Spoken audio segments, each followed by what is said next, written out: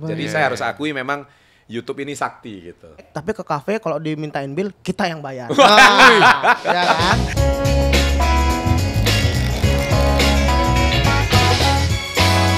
Buat teman-teman nih ya yang mau sukses, kalian wajib banget nonton dengerin podcast ini sampai selesai karena Benar. podcast di episode kali ini nih sangat bervalue. Wah, jarang-jarang ya kita biasanya channel hiburan videonya Nah. bercanda-bercanda aja. Ini bercanda tapi disawer. Enggak. Kita kedatangan tamu ya, Pak Chandra. Iya. Hey. Chandra Putra Negara, jadi disingkat CPN. CPN. Oh, tapi panggilan akrabnya Pak Chandra aja. Chandra. Ya kalau formilnya Pak Chandra karena biasa di corporate. Tapi karena sejak terjun ke YouTube nama saya banyak ganti jadi Om Chandra. Iya bener. Ko Chandra, Bro Chandra, Bro Chandra ya. CPN ya terserah lah. Tapi yang diantara semua yang paling cocok Om Chandra. Ya, silakan.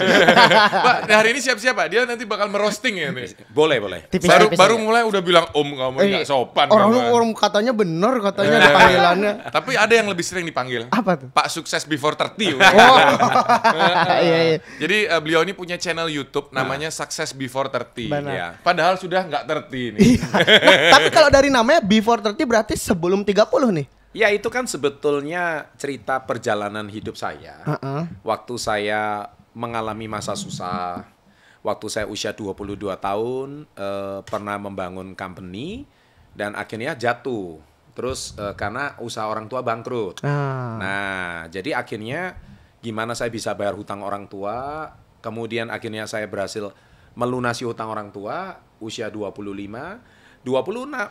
lunas semuanya. Jadi waktu itu awalnya tahun 97 hutang orang tua itu 500 juta rupiah. Oke. Tapi duit tahun 97 ya. Iya. Duit 500 jutanya 97 sama 500 jutanya sekarang itu Beda, bener. Mungkin kali 10 lah. Iya. Ya. Mungkin duit sekarang 5M lah. 5M. Nah, 5M waktu itu usia 19 tahun, 20 tahun ya. Stres juga. Diwarisi hutang. Bener. Kalau diwarisi rumah gitu enak ya. Iya. Bener. Dan teman-teman saya sudah duga kata bangkrut tadi antara di 97-98. Iya. Mirip-mirip pandemi ini ya. Iya, benar. Iya. Nah, akhirnya gimana saya bisa lewati itu semua? Usia 26 justru saya malah bisa melunasi hutang, malah bisa membeli kembali rumah yang dijual. Akuisisi lagi. Akuisisi lagi. Usia 30 cetak 1 juta US dollar. Usia 30 tahun. 30 tahun. Waktu itu bisnisnya apa? Ngerjakan apa itu? Nah, ya Saya kalau pertama kan asalnya cuma jadi reseller produk kesehatan. Jadi reseller, kemudian saya kembangkan, terus berkembang menjadi leader, dan sekarang menjadi salah satu owner. Itu anak perusahaan yang pertama ya. Iya. Perusahaan pertama, dan saya sekarang juga sudah punya 7 anak usaha saat ini ya. Dan juga banyak perusahaan-perusahaan mau kolaborasi. Nah, jadi tentunya main bisnis kita, holding perusahaan kita namanya CPN Group, sesuai nama saya. CPN Group. CPN Group. Iya. Jadi punya anak-anak usaha. Nah, tapi Success Before 30 itu sebetulnya sederhananya itu adalah saya cuman pengen memotivasi anak-anak muda itu, kamu kalau mengalami masa susah, mengalami masa sulit, kamu bisa lewati kok masa-masa itu. Contohnya saya. Nah, jadi kata Success Before 30 itu bermula dari kisah hidup saya. Itu Wah, aja. itu ada lagunya tuh. Badai pasti berlalu. Lagunya. Tapi Pak Chandra punya bukunya. Tadi emang sudah curiga saya teman-teman ya pas ngomong usaha apa anak perusahaan yang pertama. Wah. Iya. Oh, udah ada kata pertama nih sampai berikutnya nih. Ternyata udah sampai 7 kan? Iya. Itu punya 7 perusahaan tuh pas umur berapa tuh, Pak? Kalau 7 usaha itu saya mulai mengembangkan usaha yang kedua itu waktu usia 35. 35. Jadi 6 perusahaan yang terakhir itu saya capai 10 tahun belakangan. Dan yang punya andil besar adalah YouTube. YouTube yang punya andil yang besar. Jadi saya harus akui memang YouTube ini sakti gitu. YouTube sakti. YouTube itu sakti. Apalagi waktu itu kan saya kenal Pak Chandra beberapa tahun yang lalu ya. Betul. Yang di Surabaya kita ketemu pertama kali. Ya, YouTube Fun Fest. Itu pada saat itu YouTuber itu masih muda-muda ya Pak Betul. ya. Jadi Pak Chandra ini salah satu yang senior. Oh, enggak, dalam hati pengen yang tua kan. Ngerti dia Pak, yang senior. Nah, tapi sukses di YouTube dengan usia Pak Chandra itu menjadi suatu hal yang wah gitu Benar. loh. Ya. Dan akhirnya sekarang banyak semua orang udah buat YouTube sekarang Pak ya. Betul. Sekarang saya lihat malah tidak hanya motivator, konglomerat buat YouTube. Iya. Benar. Politikus buat YouTube. Semua orang buat ke YouTube YouTube sekarang. Iya. Udah menjadi era sekarang. Tapi dulu Bapak pas awal-awal di YouTube itu semua sendiri atau dibantu? Nah, pertanyaannya bagus. Jadi awalnya saya ini kan termasuk orang tua ya. Iya. Kalau di sosial media ya. Iya. Jadi saya Berarti memulai anggur. Oh, enggak. Belum masuk dia sih. Kalau masuk baru boleh. Saya memulai sosial media itu awalnya dari Twitter. Oh, Twitter. seleb tweet ya dulu ya? Ya. Zamannya Raditya Dika berarti. Iya. Iya. Jadi waktu itu saya memulai Twitter tuh usia 34 tahun. 34. Karena saya melihat ini ada sesuatu yang baru. Dunia bakal perubahan. Jadi saya harus mau nggak mau adaptasi. Benar. Nah, kalau saya tidak segera adaptasi dan saya mulai belajar. Jadi waktu itu ada cool tweet. Ya karena sesuai karakteristik saya, channelnya edukasi, motivasi. Jadi di Twitter pun saya juga edukasi dan motivasi. Pokoknya jam 19.00 hari Jumat ada cool tweet. Cool tweet. Cool tweet, Kuliah ya. di tweet berarti di Twitter. Zamannya itu. Iya. Jadi awalnya saya pikir, ini kok awalnya yang retweet kok lumayan banyak ya. Iya. Nah, tapi karena saya ini lebih gampang bicara daripada nulis. Benar. Ada orang kan jago nulis nggak bisa bicara. Iya, benar. Nah, saya basically kan public speaking. Saya ini kalau nulis itu kelamaan. Apalagi kan waktu itu cuma dibatasin berapa puluh karakter. Jadi Twitter itu kan yang berkicaunya itu kan retweetnya yang banyak. Iya. Saya belum menyampaikan maksud saya, nggak bisa gitu. Jadi ya samalah kalau zaman sekarang itu kolom komen gitu ya. Iya, kolom komen. Ribut gitu. Nah, tapi akhirnya saya memutuskan 2013 saya terjun ke YouTube. Nah, jadi mulai dari satu kamera biasa, ya kan? Iya. Mulai bikin konten pertama, motivasi ya, ngomongnya masih terpatah-patah. Biasa saya ngomong di depan audiens ratusan orang, kok sekarang ngomong di depan lensa. Itu kan aneh. Iya. Bagi orang tua kayak saya Iya. udahlah, confirm orang tua aja lah, nggak apa-apa. Berarti termasuk yang awal-awal banget di YouTube ya Pak ya? Ya, 2013. 2013. Sama kayak eranya Yudis lah. Pada saat itu kontennya motivasi. Langsung motivasi. Langsung. Oh. Motivasi ya. Karena sebenarnya saya tujuannya itu bikin konten YouTube itu tujuannya satu. Daripada saya capek-capek motivasi tim reseller saya, udah saya rekamin deh, saya sebarin. Ternyata saya lupa unlisted, saya lupa saya publish gitu. Oh, publik untuk publik. Saya public, saya bukan kan untuk internal, kan Iya. saya tutup gitu ya. Loh, kok saya nih heran, kok yang nonton kok 500 orang, 1000 orang. Saya tanya sama tim saya, kan saya nggak ngerti ini apa. Iya. Tim saya ngomong, itu manusia beneran. Loh, yang bener. Berarti konten saya ini diminati orang di luar tim reseller saya. Ternyata banyak juga yang meminati konten saya. Dan pada saat itu belum ada AdSense ya mungkin ya? 2013 belum 2013 belum. Iya. Tapi di situ akhirnya jadi menseriusin konten. Iya. Gara-gara ini banyak juga yang nonton gitu. Nah, rupanya yang nonton akhirnya yang terakhir saya mulai serius itu 2015. Jadi 2 tahun itu saya cuma bikin 4 video. 2015 akhirnya mulai ada AdSense. Nah, saya masih ingat, mungkin Yudi juga ingat ya, AdSense pertama saya terima tuh $100. Oh iya pasti. Bukan masalah $100-nya. Saya, ini make money beneran ini. Iya. Bisa ngasilin duit, kan dia diakumulasi $10, iya. $10. Akhirnya 100 baru ditransfer Baru gitu. ya, baru. Karena waktu itu zaman kita masih rekening US dollar ya. Kalau Iya. kan rekening lama ya. Iya. Nah, itu $100. Beneran nih. Ya udah, tapi karena saya pikir karena saya percaya semua pengusaha besar pasti punya media. Bener. Contoh misalkan kita lihat Haritanu, Pak Haritanu punya MNC. Iya. Kemudian Pak Surya Paloh juga punya Metro. TV, punya media Indonesia dan sebagainya. Banyak pengusaha-pengusaha itu punya media. Contoh Pak Erick Thohir, dia juga punya media juga. Nah, saya pikir bisnis saya juga perlu media. Nah, Sedangkan media zaman sekarang adalah main media. masuk. Zaman sekarang adalah media sosial media. Iya. Nah, Iya, YouTube iya. itu salah satu yang kuat. Nah, itu yang saya perhatikan dari situ. Untuk Pak Chandra nih orangnya nggak gampang tersinggungan ya. Pas ditransfer YouTube $100, wih, meremehkan saya transfer $1 juta. Kan YouTube ditransfer $1 juta. Pada waktu itu di YouTube siapa Pak yang upload video motivasi selain Success Before 30? Nah, saya kan ada tim ya. Iya. Sekarang yang dia menjadi direksi di karena YouTube saya ini udah saya PT-kan semua. Jadi Beliau jadi direksinya. Jadi tim saya ngurus semua YouTube saya gitu. Kalau dulu maksudnya waktu awal-awal tahun 2015 itu siapa kreator lain yang upload channelnya selain Success Before 30? Atau mungkin yang di luar negeri mungkin. Nggak tahu juga Bapak. Saya maksudnya channel saya ngupload video Bukan, saya. channel-channel lain. Yang Bapak sejenis tahu. kayak Iya. motivasi. Iya. Masih sedikit atau Di banyak? Indonesia nggak ada. Nggak ada ya. Nggak ada karena saya termasuk aliran pertama motivasi karena zaman itu kan Aliran cuman content creator bikin video Sketsa waktu itu. Iya. mungkin prank belum ya waktu Belum, itu mungkin Bayu Skak ya. Oh, iya. Zamannya Bayu Skak, zamannya Iya, iya, Edozel. iya. Dulu zaman Edozel, Chandra Leo tuh trennya video seperti ini. Contohnya kayak tipe-tipe bersin kayak Iya. gitu. Oh, iya, iya. Fitgram, Ya, model-model Ya. gitu. Belum sinematografi ya. Belum ada sinematik Oh. belum. Iya. Cuman aku tahu Pak Chandra itu dulu sudah nonton sebelum ketemu. Aku suka nonton. Kenapa? Karena video-videonya itu ngajarin cara kaya gitu loh. Oh, Iya Pak ya. Cara menabung. Iya, Biasanya iya. gitu. Iya, iya. 7 ciri-ciri kamu akan kaya. Iya, Ya, iya. itu Iya, makanya iya. aku sering nonton. Iya, iya. Benar. Itu awal-awal. Benar. Jadi kan penasaran. Iya. Gimana ya caranya biar sukses? Nggak, gampangannya gini lah. Kamu kan kerja ya. Heeh. Nah, semua orang kerja ya. Iya. Ini editor, semua kameramen kerja. Iya. Kalian setelah dapat duitnya mau diapain? Nah, itu pertanyaan pertama dulu. iya macam-macam. Wah, kalau nggak punya handphone, wah beli iPhone. Nah, Iya, itu anak-anak muda gitu. benar. Tapi saya punya satu orang, Aha. iPhone nggak penting katanya, Bonan penting katanya. Iya. Itu lebih parah itu. parah itu. Ya. Terus kalau motor jadi motor lagi. Benar. Bener. Nah, sometimes saya itu karena saya udah berpengalaman di offline, reseller saya itu jumlahnya kan udah ratusan ribu reseller ya. Jadi saya itu sering satu persatu interogasi.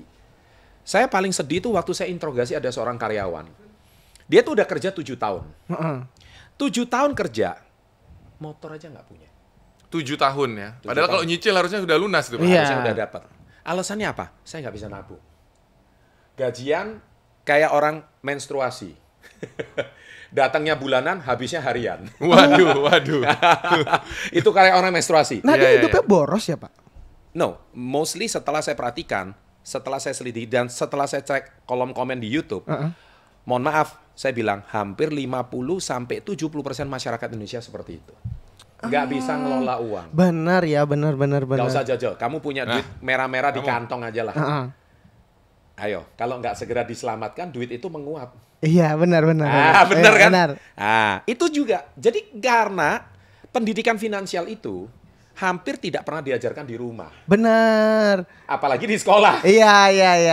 Kecuali kalau orang tuanya memang pinter ngelola duit. Nah, itu biasanya anaknya keturunannya akan Benar. pandai bisa mengelola. Kalau tidak, teman-temannya nongkrong, traktir, lifestyle-nya kayak Tapi gitu. sekarang kan sudah menjadi bagian hidup Pak, nongkrong, lifestyle, kayak nongkrong nggak keren saya nih. Ya. Nabung Gimana? juga bagian dari lifestyle. Sama. Nah, Tapi kan nggak ada yang tahu kalau saya nabung tuh nggak ada yang tahu gitu loh Pak. Kalau saya foto di Iya. coffee shop tuh langsung keren. oh, intinya harus ada yang tahu gitu kayak kalau di anak muda sekarang ya. Iya. Aktivitas apa harus tahu. Iya. Tapi kalau susah, nggak ada yang mau tahu. Oh bener. Bener. Pada saat kita susah orang kabur. Ya. Iya. Kalau seneng pada deket ya, Pak. Oh jelas, itu udah naturalnya seperti itu. Jadi karyawan tersebut saya tanya, 7 tahun kamu motor aja nggak punya.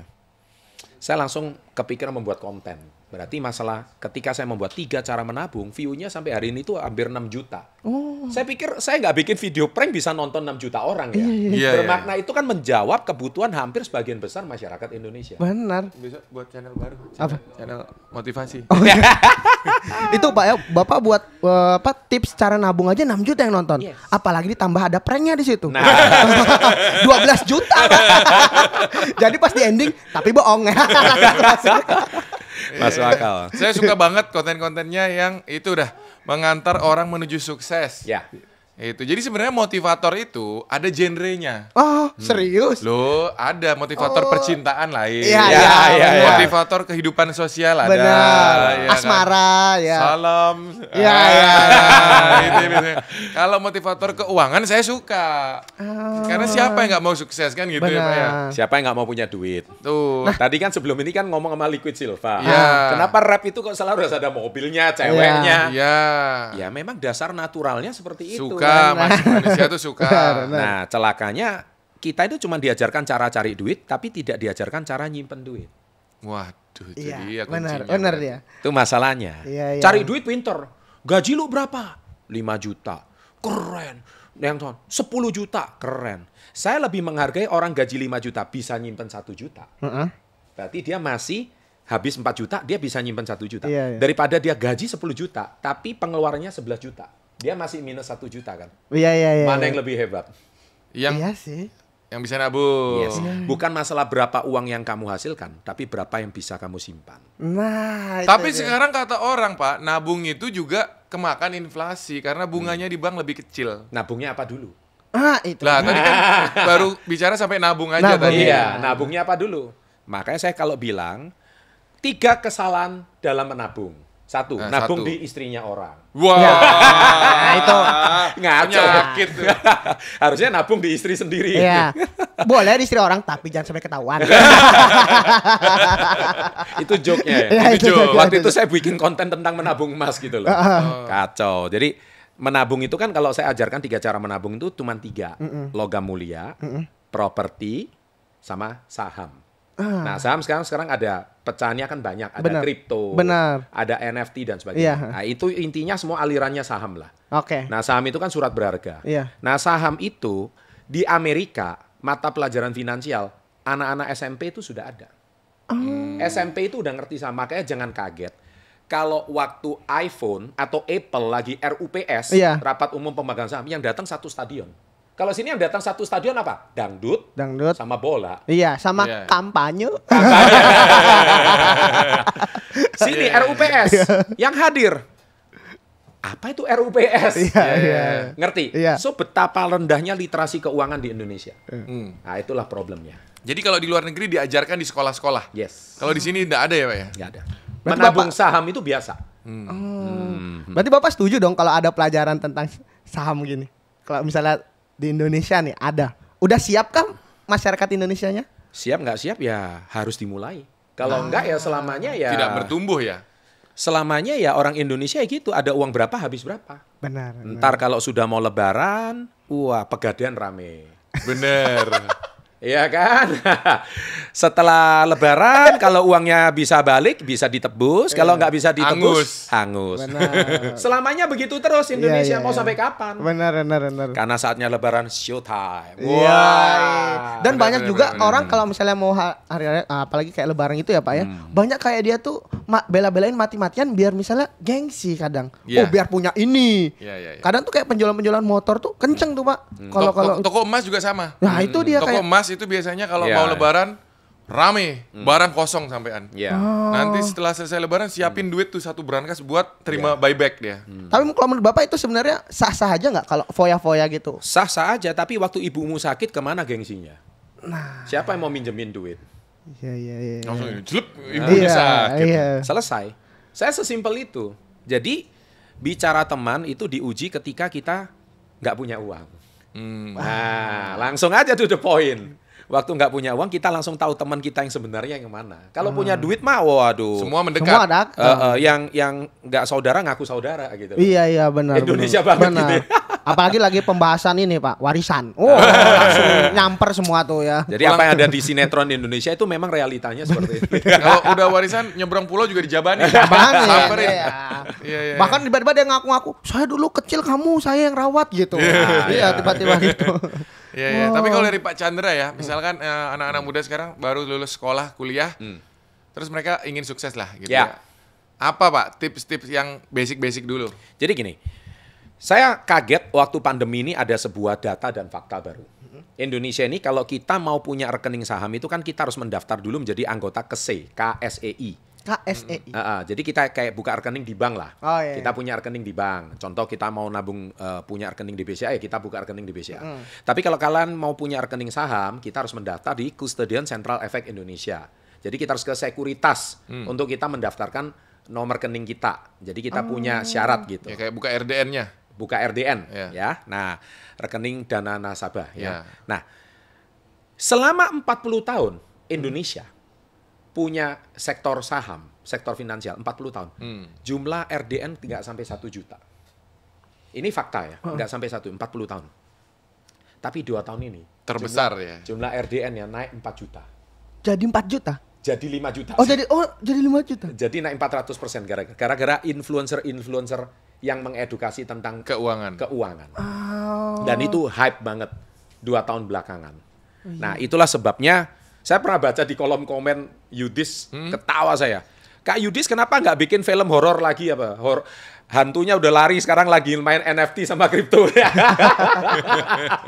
Saya ketawa. Ya karena udah sadar literasi keuangannya, udah mulai ngerti. Jadi kita harus thank you sama para influencer-influencer yang mengedukasi. Yang bener ya. Yang nggak bener juga banyak ya. Banyak. Sekarang ada afiliator dan sebagainya. Udah nggak banyak. Nah, tapi basically itu progres yang sangat bagus. Jadi bahkan dosen lulusan Harvard sekalipun, sekolah bisnis nomor 1, kalau sekarang ditanya NFT juga bingung. Karena ini industri yang sangat baru. Iya, benar. Contoh itu ya. Nah, itu yang pertama. Nah, yang kedua adalah jumlah rekening kripto. Di Indonesia ini, kripto ini industri yang sangat baru. Bayangkan, betul. Bitcoin ditemukan 2009 oleh Satoshi Sakamoto. Nggak tahu itu orangnya beneran atau cuman bayangan, saya nggak tahu. 12 tahun kripto di Indonesia yang barusan booming. Sekarang udah 7 juta nasabah. Mengalahkan rekening dana nasabahnya KSEI. Ini membuktikan bahwa milenial ini termasuk sadar keuangan. Benar. Cuman pesan saya satu. Kalau tanya ke saya selalu nyarankan jadilah investor, bukan jadi trader. Mohon maaf para trader, saya bukan berarti mengecilkan arti profesi trader. Kalau trader itu kan kayak kita dagang di pasar lah. Ya, jual beli. Hari ini kita beli tomat, harga 5.000, besok jual 2.500, udah cuan 500. Itu trader ya. Sama kayak dagang di pasar. Kalau ini kita beli saham apa, sekian, besok naik sedikit kita jual. Itu trader. Berarti kan anak-anak muda ini mau nggak mau harus full time 24 jam nonton. Benar. Mantengin terus. Kalau ijo jual, merah beli. Kalau syuting nggak usah ditonton. Nggak bisa nonton kan, mau syuting saya. Tapi kalau saya kan punya bisnis. Saya juga punya usaha. Bisnis saya juga beberapa sudah autopilot. Jadi saya sekarang lebih ke investasi. Makanya saya daripada dana saya cuma tarik deposito, sekarang bunganya berapa? Kecil. 4 sekarang, Pak. Paling cuma 4, ya kan? Belum dipotong pajak lagi 20%. Jadi jumlahnya sangat kecil dan ini akan turun terus mengikuti Singapura dan sebagainya. Kalau suatu hari bunga deposito sudah nggak menarik, maka instrumen investasi lain yang menarik adalah yaitu yang tadi saya katakan 3 cara menabung: logam, mulia, properti, atau portofolio saham. Itu investor. Jadi kalau investor tuh duitnya yang kerja, kitanya nggak kerja. Jadi duitnya kita diemin setahun 2 tahun, tahu-tahu udah berkembang biak sendiri. Enak banget ya kalau gitu. Tapi sebelum kita punya nominal itu, ya kita harus bekerja keras dong. Apapun profesi kamu. Benar. Saya kasih satu contoh. Loh Pak, tapi kan saya bukan orang kaya, saya bukan pengusaha, saya cuma karyawan. Saya nggak punya duit untuk investasi banyak. Saya pernah ngomong di konten saya. Tahu Lee Ka-shing, orang terkaya nomor 1 di Hong Kong? Tahu nggak? Ya, baru tahu. Lee Ka-shing. Ini mau cerita supirnya ya? Ini mau cerita supirnya. Bukan Lee Ka-shing ya? Enggak. Supirnya tuh setiap Lee Ka-shing ngomong apa, hari ini sama apa bagus beli. Supirnya ini nguping. Nguping dia. Dia ikut beli. 1 lot, 2 lot. Dia ikut beli kecil-kecil. Waktu supirnya pensiun, sama Lee Ka-shing mau dikasih duit pensiun, dia bilang, "Bos, kalau duit pensiun segini, saya juga udah punya." Dikasih pensiunan nggak mau dia. Kaget dia. Kok bisa? Ya, soalnya bos sih, saya kan nyupirin bos terus. Bos ngomong rada rahasia saham apa lagi turun, saya ikut beli. Saham ini naik, saya ikut jual. Jadi akhirnya duit pensiunan dia, tabungan dia itu jumlahnya 10 kali lipat dari pensiunan yang dia kasih. Berputar ya. Nah, dia ngikutin bosnya. Dia ngikutin bosnya. Jadi artinya apapun profesi kalian, kalau kalian bisa nabung, kalian bisa sukses kok. Sama kalau bisa, kalau channel saya sih, saya mengajarkan kalau bisa berwirausaha. Benar. Itu aja sih kalau pintar lihat peluang lah. Ya. Berarti kalau Bapak alirannya percaya sama itu ya, yang tanda tambah yang ESBI. Iya. Employee, betul. Karena harus di kanan semua ya. Nggak bisa langsung ke kanan. Iya. Tapi yang bagus yang di kanan. Yang bagus yang di kanan. Tapi kan kalau YouTuber masih di kiri bawah, Pak. Pasti. Jadi nggak sukses dong kalau YouTuber. YouTuber uangnya harus dihasilkan ke kuadran I. Dipindahkan. Jadi YouTuber terus bekerja nggak masalah. Karena kan channelnya yang video-video lama juga menghasilkan AdSense kan. Nggak masalah. Jadi, tapi yang penting bagi saya, ya gimana ya. Kalau suatu hari sih, kalau YouTuber, kalau saya sih punya prinsip. Kalau saya kan kontennya nggak berat. Saya bikin sekali video, saya untuk konten 1 bulan. Gitu. Saya kan nggak setiap hari standby kayak Yudis gini kan. Wah berat juga ini ya, sampai jam 1, jam 2 masih bikin thumbnail. Iya. Wah saya nggak sampai kayak gitulah. Karena waktu saya 80% ke usaha. YouTube itu paling 20%. Dari dulu ya begitu, nggak waktu saya. Karena saya tahu prinsip ini. Tapi YouTube itu penting, karena untuk media kan. Iya. Nah jadi ini sama-sama saya harus luangkan waktu. Tapi saya percaya apapun profesi kalian, mau content creator, TikToker lah, atau apalah. Kalau ada uang, dihargai. Jangan diambur-amburkan.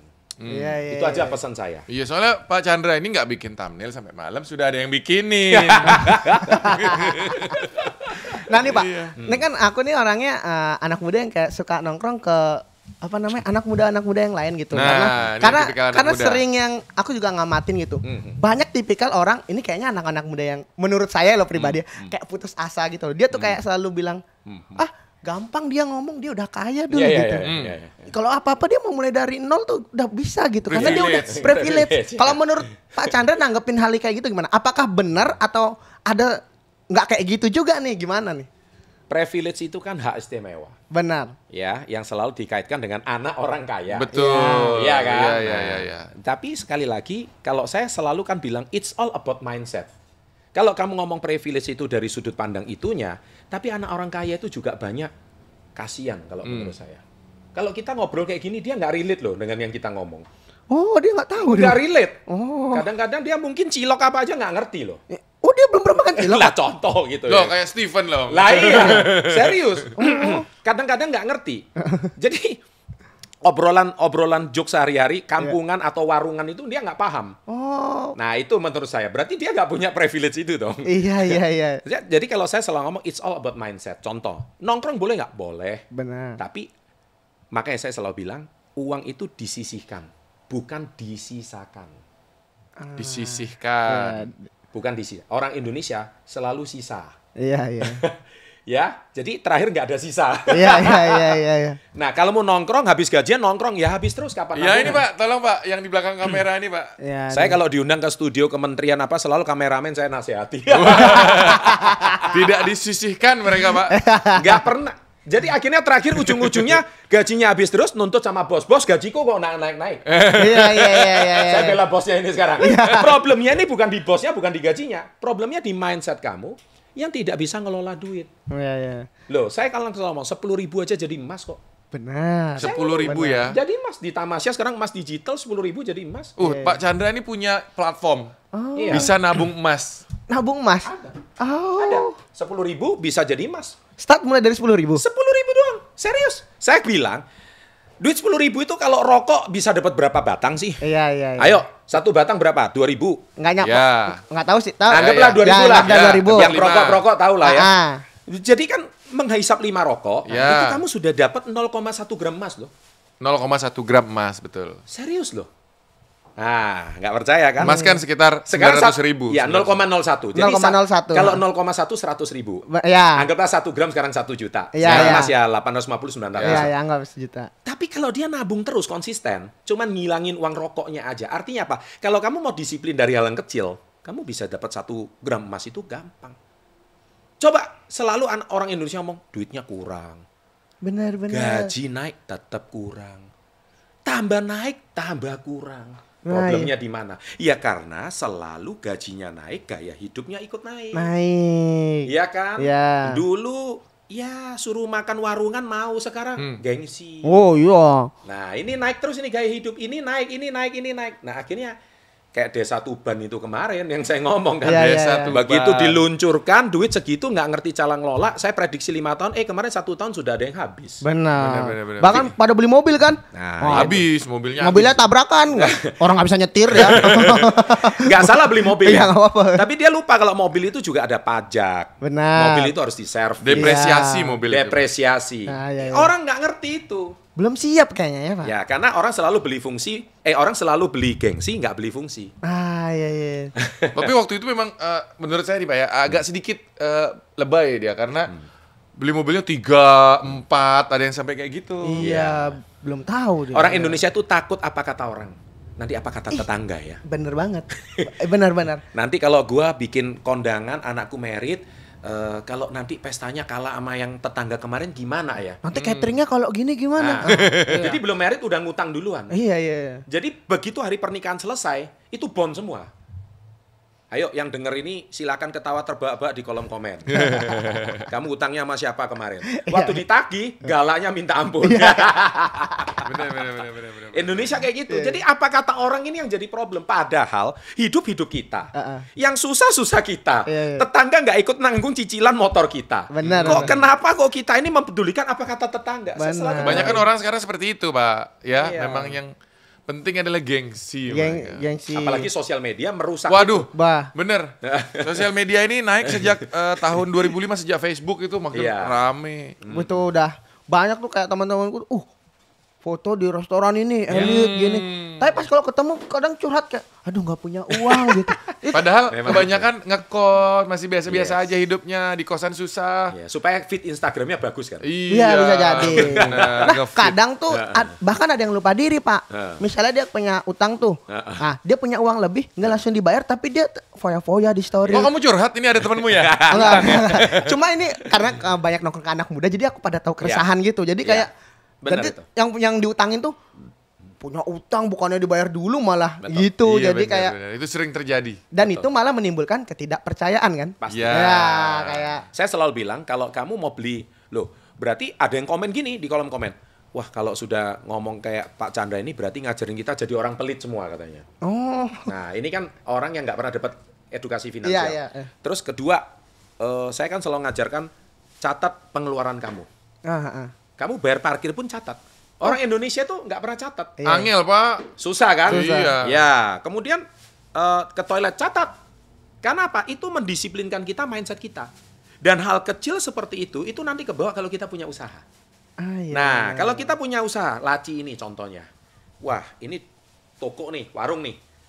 Duit laci ini kan punya 3 fungsi. Ini duit untuk kulak lagi, duit anak buat jajan, sama duit untuk belanja di dapur. Jadi ini manajemen apa ini namanya? Manajemen selorokan kalau menurut saya. Kacau ini. Padahal kan duit kerja harus dipisah. Duit kulat barang harus dipisah. Duit istri harus dipisah. Duit keluarga harus dipisah. Harusnya gitu. Minimal kita punya 3 rekening tabungan. Itu yang benar. Saya ngajarin gitu. Pusing semua orang-orang. Bener, pasti pusing. Nah, balik manajemen warung aja nggak bisa. Gimana kamu mau manajemen perusahaan? Nah, itu dia. Omong kosong. Manajemen nggak bisa. Berat kalau saya ngomong manajemen perusahaan, nggak bisa. Manajemen warung aja nggak bisa. Manajemen diri aja nggak bisa. Benar deh, diri pun aja nggak bisa. Nggak bisa. Harus edukasinya harus kuat banget. Harus kuat. Gitu. Nah ini ada pertanyaan titipan lagi Pak. Boleh. Dari teman-teman pentongkrongan itu ya. Karena sering aku kayak dengar gitu ya. Dia tuh kayak keluh kesah gitu. Apalagi kita kalau ditambah ada alkohol dikit ya gitu. Keluarkan gitu ya. Itu kan kadang dia cerita tuh kayak contoh nih Pak, misalnya dia tuh kayak employee banget nih, misalnya di mall apa. Dia tuh kadang mengeluh gitu kayak, aduh gajiku nggak sepadan dengan gini. Padahal tapi dia tetap bertahan di situ tuh. Nah kadang kan teman-teman kayak ngasih solusi, ya udah coba misalnya resign atau apa gitu. Tapi ntar aku di mana gitu. Jadi dia dilema, ngeluh tapi dilema, yang dimana mungkin menurut saya kinerjanya jadi di kantor jadi nggak fokus ya kan, yang ada malah dapat omelan dari baca. Itu kalau menurut Bapak gimana tuh? Itu dilema, itu wajar kan dilema apa gimana? Jadi bahasa sekarang itu saya butuh namanya leisure katanya. Healing. Bahasa sosmed sekarang saya butuh healing. Healing. Saya ngomong kamu bukan butuh healing, kamu butuh resign.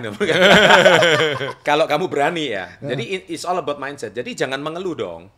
Ya kalau saya capek semua orang juga sama. Kalau kamu berani resign. Ayo berani nggak lu resign? Nganggur dong nanti resign. Nah itu banyak yang dilema kayak gitu tuh. Nah kalau dilema kan dia ngeluh lagi. Jadi Nah saya selalu bilang it's all about mindset. Nah selalu saya ngomong kayak gitu. Jadi kalau it's all about mindset, sederhananya adalah mulai saat ini kamu bersyukurlah. Kamu masih punya pekerjaan. Ya, jadi minimal kamu masih punya penghasilan. Banyak loh orang nggak punya penghasilan. Kalau nggak punya penghasilan gimana mau nabung kan? Kamu masih punya penghasilan, belajarlah nabung. Kurangi mengeluh.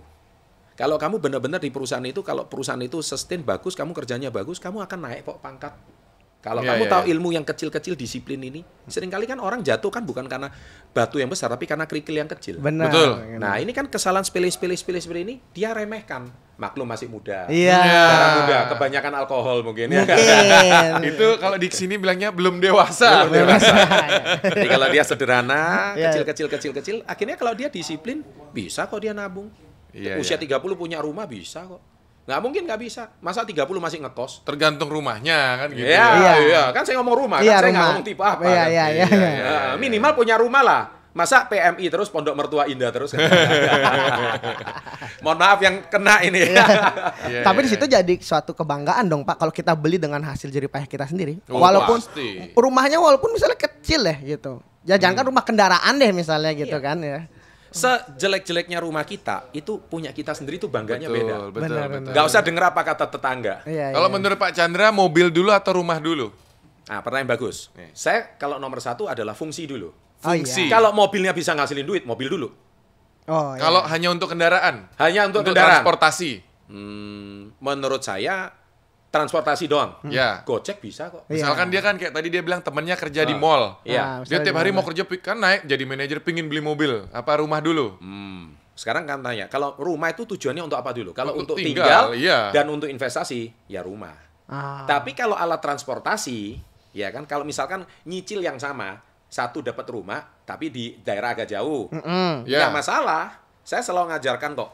Ini ada cerita, saya pernah research ya. Ada orang beli rumah, ngangsurnya cuma 75.000 loh. Tapi berapa puluh tahun. Nah, benar, Yudis pinter. Dia tuh udah ngangsur sejak 20 tahun yang lalu. Tapi sampai sekarang tuh, dan tahu dia belinya kapan? Waktu Krismon. RSS. Nabung, kan dia angsurannya tetap tuh nggak naik-naik tuh. 75.000 dari tahun 97 sampai tahun 2017 kemarin. Masih 75.000 1 bulan.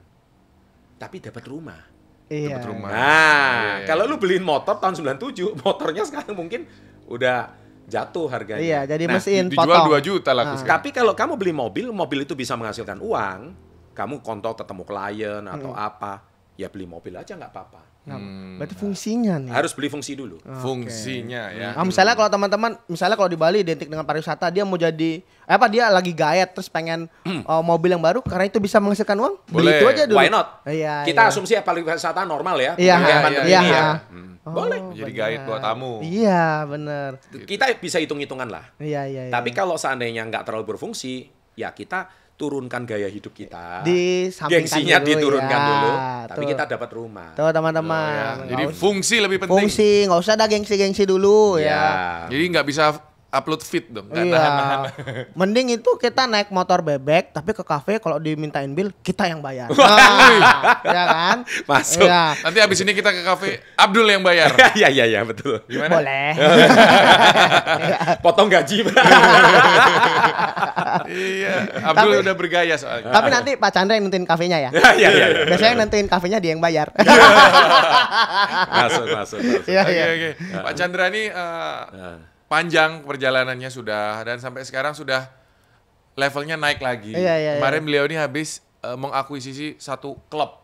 Kan kemarin lagi tren. Artis-artis, YouTuber beli klub bola. Benar. Ya kan, ada Raffi, macam-macam lah. Kaisang, banyak ya. Kemudian ada klub basket, ada Baim Wong, ada Raffi Ahmad dan sebagainya. Pak Chandra ini juga. Ini tim apa ini Pak yang mau dibeli Pak? Saya barusan saja akuisisi satu klub basket yang kemarin kita barusan launching, namanya Louvre. Louvre ini klub lama, tapi kemarin sama pemilik yang lama dijual sahamnya. Jadi sekarang klub ini Louvre, jadi dulu tuh sama Louvre Dewa United namanya. Dulu nama panjangnya gitu. Nah, Dewa United sekarang berdiri klub sendiri. Slotnya Louvre yang lama dibeli sama Dewa United. Jadi Louvre sekarang lepas, nggak punya slot. Nah, jadi klub ini kebetulan butuh investor baru kemarin. Setelah saya lihat proyeksinya dan kedepannya, nah ini kalau menarik, salah satu bentuk kuadran I, investasi, saya lihat ini termasuk akuisisi bisnis yang punya prospek di masa depan. Coba tolong dijabarkan sedikit aja Pak. Banyak sekali teman-teman saya nanya, kenapa sih artis-artis itu pada beli klub bola Pak? Nggak ngerti. Salah satunya Bapak nih beli klub basket, kenapa coba? Jadi gini, kalau saya jelasin di sini entah Anda mengerti atau enggak ya. Tapi menurut saya, kalau setiap artis kalau misalkan ngeluarin duit atau dia dijadikan brand ambassador lah ya di sana, itu pasti ada sesuatu dong. Betul. Ya, benar. Nggak mungkin nggak punya sesuatu. Benar. Kalau zaman dulu kita beli klub bola, itu cuman ceritanya keluar duit aja. Ya, Tapi kan dapat duit sponsor yang di baju. Ya, itu kan kembali lagi kalau dihitung sama expand kita dengan pemain dan sebagainya kadang-kadang nggak Kurang. nutup. Ya. Oh. Nah, jadi kalau saya perhatikan ke depan karena kita content creator, ya kan, jadi saya juga ngerti YouTube, it's all about digital ke depan. Contoh, ya benar-benar. televisi sekarang ini kan nggak lama lagi televisi analog ini mau dimatiin semua kan? Ya. Semua lari ke televisi digital. Betul. Jadi larinya ke video.com. Ya, Semua kayak kita sekarang nonton bola aja nggak bisa gratis kan? Benar. Harus subscribe dulu video.com beli. Atau Ya. nggak? Ke depan akan seperti itu. Oh. Itu satu. Kedua, tren bisnis olahraga ini bakal menjadi booming. Karena sekarang apalagi saya juga melirik Louvre, ini kita satu-satunya yang represent Indonesia loh ya, Iya. di ASEAN Basketball League. Ini kaosnya yang saya pakai Louvre. Itu asli Surabaya grup. Iya. Kita akuisisi klub dari Surabaya. Jadi kebetulan saya juga orang Surabaya. Iya. Nah, saya akuisisi klub ini. Sekarang saya jadi mayoritas di klub ini. Kemudian kita kembangkan klub ini. Bahkan nanti rencananya mungkin nggak tahu Yudis tahu nggak ya pemain basket namanya Jeremy Lin yang sangat terkenal. Kalau suka NBA, itu nanti kita doakan Agustus ini jadi pemain kita. Wih deh, Nah, tambah player baru. Iya. Nah, kok bisa klub Louvre Surabaya mendatangkan pemain NBA yang sangat top? Iya. Nama fansnya kan Linsanity ya kan? Link Sanity. Iya, itu kan fansnya di Asia sangat besar karena dia satu-satunya pemain Asia yang bersinar di NBA. Benar. Oke. Kemarin kita juga ada wacana mau ngambil Isaiah Thomas segalanya. Isaac Thomas. Isaiah Thomas. Iya, tahu. Nah, jadi kok bisa gitu hitungannya? Iya, Nah, saya dan partner saya, Pak Erik Erlangga yang punya presiden direktur Golden Tulip, makanya Golden Tulip itu beliau presidirnya, itu partner saya di Louvre. Ya kita berdua punya ya cara lah ya, strategi, ada ramuan dapur lah. Iya. Bagaimana caranya, cek aja gaji Jeremy Lin 1 tahun berapa? 42 M. Gimana kita bisa cari dana untuk datengin dia gitu. Kalau saya klub Indonesia bisa dimainkan Jeremy Lin kan heboh. Iya, benar. Ini saya udah ngomong di media loh ya. Nah, kalau nggak ada realisasinya kan ketawa nanti semua orang. Iya. Nah, ya Berarti udah. akan terjadi beneran. Nah, Iya, itu dia. Kita buktiin nanti. Tenang teman-teman, ini nggak pakai magic, nggak babi ngepet ya. Jadi kalau Pak Chandra itu semuanya Realistis. pakai mindset. Mindset, ya. benar. Ada hitungannya. Sampai Iya, ada iya. lagunya mindset. Yo, nggak tahu dia, Pak. Saya ada lagu Success Before 30. It's all about mindset. Nah, itu. Itu harus sama Liquid Silva itu. Ya itulah tadi obrolannya ya. Iya nih, Pak. Nanti Ada hitungan ya. Intinya klub basket kenapa kok tren pasti ada hitungannya. Benar. Tapi nggak jauh-jauh dari digital. Udah. Nggak tahu dari Oke. digital. Nih teman-teman kalau mau dengar lagi belajar ilmu apa ya untuk memotivasi diri Benar. supaya lebih baik hidupnya dan juga dari segi keuangan terutama Iya. ya. Bisa cek channel YouTube Success Before 30. Benar. Ya, sudah upload banyak ratusan mungkin ribuan sekarang Sudah videonya. 1000 video lebih. 1000 Ya. video mengedukasi, sangat bermanfaat, semuanya berfaedah. Dan komennya itu di sana jangan yang aneh-aneh teman-teman ya. Oh, jangan minta kerjaan terus di sana. Ntar jangan mentang-mentang. Oh ini kerja aja langsung sana ya. Iya. Oke. Loker. Iya, loker. Pak Chandra ya. terima kasih Makasih. sudah datang. Iya. Thank you. Makasih Thank you. banyak. Sukses terus Pak Thank Chandra. you, Makasih. Pak. Ya, siap. Thank you semuanya teman-teman. Sama-sama. Bye. Bye.